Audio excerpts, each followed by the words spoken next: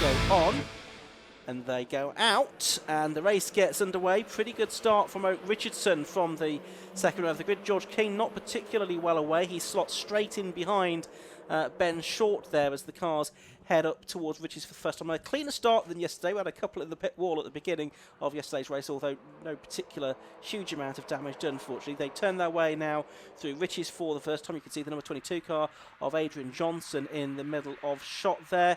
But it's Short and King and Hansey up the inside of Jordan Johnson for third place into the Wilson hairpin. We'll see in a moment whether he made that stick. There's a spin for the number 27 car of David Brown on the exit of Wilson hairpin, but he has got back going again. So there are the two leaders, but who is third? It is Ben Hansey. Yeah, he was all locked up. Almost out of control. Obviously not. He managed to get the car slowed down. So some desperation perhaps to get past early on if he doesn't believe he can find more pace than what he had yesterday, where he got, he fell back. And let's see what he can do today in the tow. Sometimes that helps. Side by side there for Scott Leach and Lloyd Huggins. Lloyd Huggins was on the inside of Scott Leach, long time MX-5 racer. But he hangs on Leach. Huggins unable to make that move. So it's Ben Short from George King who's locking up now into the Oggies, double apex right-hander. The second apex more important than the first to get the power on. So you brake, get the car slowed down and then accelerate all the way through the corner up towards Williams, the important right-hander that takes you up down the Bentley straight. Side-by-side action there involving Matthew Short we just got a glimpse of. But it's Matthew's son, Ben, that leads the way. George King and Ben Hansey going with him, his two BS Motorsport mate. Where is Jordan Johnson, though? Because he's not behind them anymore. Yeah, so Jordan Johnson, something has happened to him by the looks of it. We've missed that on the live stream. Very, very wide there go the second and third place cars, and there is an oil flag out there, which possibly explains it. We heard from Higginson, didn't we, that his radiator had broken after he went off, so I think that has dropped some fluid on the road, and that has caused perhaps a few dramas. Yeah, we've found Jordan Johnson, though. He was tucked in behind the number 14 car of Lloyd Huggins there, so a few places further down than he would be. So this is a real good opening stage of the race for Ben Hansey then, reversing the fortunes from yesterday where Jordan Johnson finished a couple of places ahead of him. Here there's some work for Jordan Johnson to do, while Ben Hansey I think is going to try and stick with Ben Short, his teammate, and George King as well. Meanwhile, just looking at Jordan Johnson a bit further back out of our commentary box window, and I thought he might make a move on Lloyd Huggins for 6th position into Rich's corner, but he couldn't quite make that work. So as they head to Wilson for the second time, it's number 1 Ben Short that leads, number 4 George King in second, 40 Ben Hansey is third. Locked up there in 5th place is Scott Leach. He goes a bit too deep in the corner. That leaves the way through for Lloyd Huggins, but I don't think Jordan Johnson has been able to quite capitalise on that. No, that's right. Johnson a pretty abysmal first lap while the 3 BS Motorsport cars up front get away, and Ben Short wasn't really making a secret of it yesterday that he's here to try and help Ben Hansey with the championship.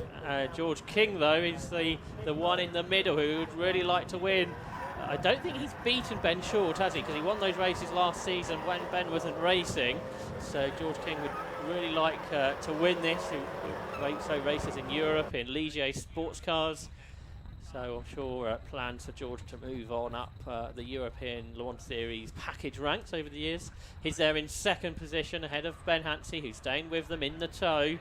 That is all he really needs and can do, I think. Oh, Richardson lonely in 4th. Lloyd Huggins is 5th now, I think. He's got past Scott Leach.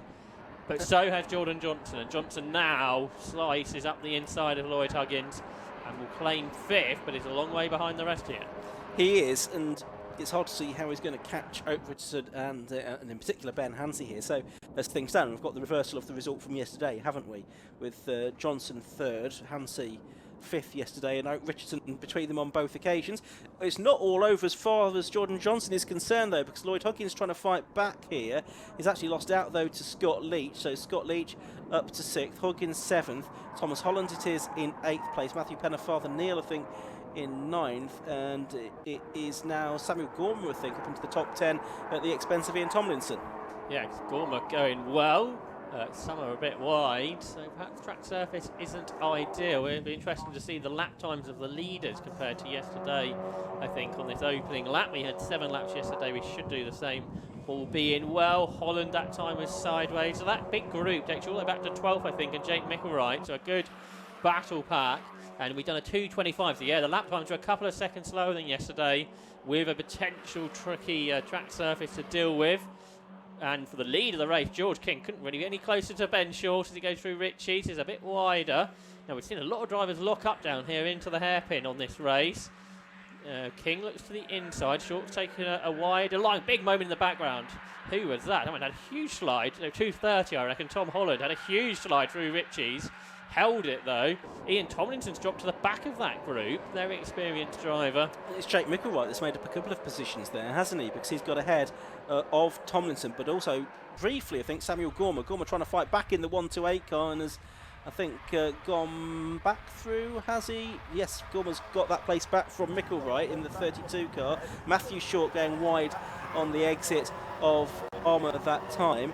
Meanwhile, up into Agostini, you've got the 230 car of Thomas Holland just ahead of 14 Lloyd Huggins and 21 Matthew Neal as they come out of Agostini now and head back up to the left-hander at Hamilton. There's been a change for the lead. George King is through ahead of Ben Short, so George King has got past. Ben Hansey is there now in third place, so this is a very different look to the race to yesterday. The fastest lap, by the way, on that previous lap went to Ben Hansey at 2:24. To King at 2:24.7, but Hansey was also quicker than Short on that first flying lap. But now that George King is ahead, Ben Short is the chasing car as they head down the Bentley Straight, and then you've got that big battle pack behind where Jordan Johnson and Scott Leach starting to get away. Anyway, for the lead, Short has a look to the inside of George King, but King carries the speed through the left-handed element of the S's at Brundle better, so he's able to hang on. So this is going to be interesting, Ian, to see how Ben Short finds a way into the lead. Yeah, what have we got? 6.5 minutes gone, so 8 minutes left to go. Yes, 8 minutes left to go, something like that, as they turn their way through Coram once again. It's King, then number 4, that leads the way, but by about a foot from number 1, Ben Short in second place. Ben Hansey, number 40, still going with them in third. 17, Oak Richardson is fourth. Jordan Johnson now a bit more comfortable in fifth place, number 92, ahead of Scott Leach. And then this battle, which has now Thomas Holland, number 230, up to seventh place, ahead of number 14, Lloyd Huggins. Leaders go over the line, meanwhile, beneath our commentary position. The gap between them was 0.14 seconds. Now we're seeing them on screen, heading down towards Riches. And Short taking a wider line into the left-hander, but unable to get through there. Has he done it, though, on the exit of the corner? They're going to be side by side down to Wilson Hairpin. Short's going to be on the inside line for the right-hander as they go under braking. And I think he's going to get this done now. Can Ben Hansey follow him as well? Of course, King now has the line for Palmer, but he's about half a car length behind. And I think Short, therefore, has been able to seal the move back through, although he now is a little bit wide at Palmer. Now I think he's done it. Hansey in third gets a wheel over the dirt on the exit of the corner, so it's back to as we were again. Ben Short leading number 1 from George King, number 4 in second. 40 Ben Hansey in third, and there's problems there for number 46 Nick Fafo with the hands in the air. Yeah, Short's defence was quite aggressive there into Agostini. He chopped across the front of George King. So that's held his lead then. King in second, Hansey in third as they come through Hamilton and down towards Oggies. 3 seconds behind them is Oak Richardson, who's 3 seconds ahead of Jordan Johnson, who's only slightly quicker than Richardson in front. Then Leach still in 6th position. He sort of leads the big pack behind Johnson. Here they are into Williams, and Nico Favo I think is continuing and to the paddock, so he is in retirement. Has he got a puncture? Flat tyre by the looks of it, yeah, on the left rear. So back towards the camera at Brundle comes Ben Short in the lead of the race session. He's made a bit of daylight between himself and George King now, hasn't he? Ben Hansey it is in third place, number 40, another BS Motorsport car, piling the pressure on King as one of the corner marks, I think, takes goes for a Burton there. In a Mazda race, no. It's surprising to see it still there, to be honest with you. And then they head off to Coram once again. Still Oak Richardson has had a quiet couple of races, really. Oak in 4th position both days. It's weird how he was quicker than Ben Hansey yesterday, but didn't quite have the pace of Jordan Johnson. It seems to be the opposite way around, really, today. Okay, Johnson's first lap didn't help matters, but he's sort of been there as the best of the rest behind the top 3 really in both races. Leaders across the line. It's a second advantage for Short, who's back into the 24s, so only just. It's definitely a slower paced race than yesterday. Richardson now 1.7 behind Hansey, so he was 6 tenths quicker than Hansey on that lap. So can Oak Richardson claw in the top 3? They're in 4th position. He was the winner at the opening round at Croft, and since then he's had a 2nd and a couple of 3rds. Scott Leach in 6th, under pressure from British GT racer Tom Holland and Lloyd Huggins. Gap back to Matthew Neal, and then Ian Tomlinson's back to 10th. Ahead of Sam Gormer, who only started racing last season, the former drifter. And then also involved in that battle is Jake Micklewright, someone who, again, only started racing last season. Quite a good proportion of this grid, pretty new to racing over the last year or two. But there are some more experienced drivers on the grid, as we've mentioned as well. But now that Short's back in the lead, he's stopped having a battle with George King and is pulling out quite a decent lead. Oh, Leach over the grass and back on again, but he's not lost too much. Again, you're really quick through Hamilton. It's a very quick corner, a small dab of the brakes, turn left, and then power out, and the road quickly disappears, as it did there for Scott Leach. But he still is there in 6th position. Scott has had a podium this season, which came in the opening race at Croft. There's that battle between 2 drivers who only started racing last year, Sam Gormer and Jake Micklewright, who I think are battling over 11th now since Ian Tomlinson's got through. So down the straight they go again. There's Jordan Johnson, a bit more comfortable now in 5th position. Here's Scott Leach, who has a bit more pressure now from the BS Motorsport car of 230 Thomas Holland after his movement there at Hamilton a few moments ago. Leach, a long-time racer in MX-5's, probably done as many MX-5 races as almost anybody, I would think, over the years in different championships. There's Richardson in 4th, Johnson in 5th, who's done a brief stint of racing in oval track legends, the 31-year-old HGV technician from Gloucester. And the car that was built by, the engine built by BS Motorsport, the car prepared by Jordan and his father.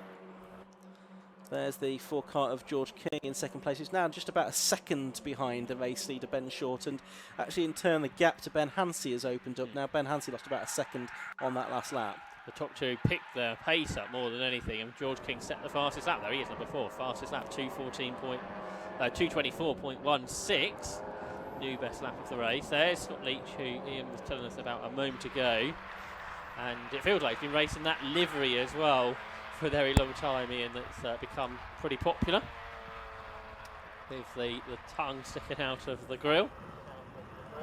Yeah, it's certainly very recognisable, isn't it, Scott Leach's paintwork. That battle going on in the background, I could see, still involving Jake Micklewright in the white car, just outside the top 10.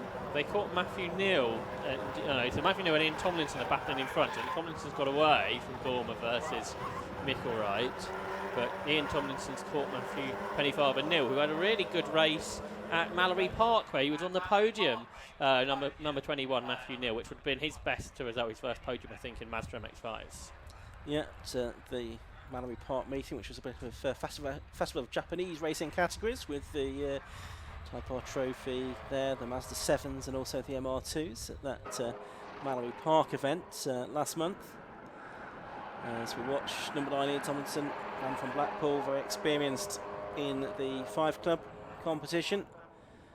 Been a regular podium finisher in the past as well, but always there or thereabouts, the top 10. Problems for number 97, I'm afraid. That's Jack Lawrence, the Gloucester driver. His BS Motorsport Enter car seems to have come to a stop. In a unhandy position as well. So the leaders come towards us. The battles around the back of the circuit goes on between Matthew Pennyfather-Neal and Ian Tomlinson too. And Neal runs wide, so that's going to give Tomlinson a chance into Coram on the inside line, and he will slot through, I think, into the position that it says on the side of his car, the number it says on the side of his car, 9th position. Lead is through. Is the gap down again? It's 7 tenths, and finally we got into the 23s. A 2:23.61 for George King, catching the race leader going on to the last lap. Yeah, one more lap to go here then. Can George King do anything about Ben Short? Frankly, I'd be surprised if he could, but we never know.